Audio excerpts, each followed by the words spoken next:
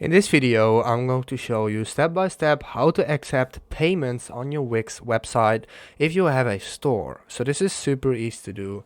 I'm going to show you how to do this in this video. So let's go to Wix, sign into your account, and then go to the dashboard of your account.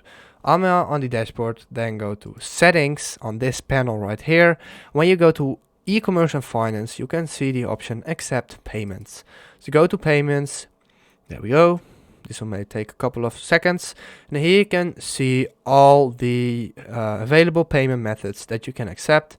There are even more, so you can hit see more.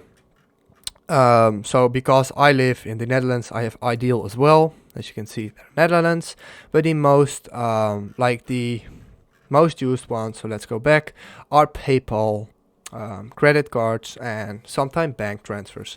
So if you want to connect the credit card or debit card, then go to connect, and you can connect them through Wix payments. So you can do this with another provider like Stripe, but you can also do this just with Wix payments. So let's do no, I do not. So go to continue, connecting to the provider, which will be Wix, and this may take a couple of minutes to load.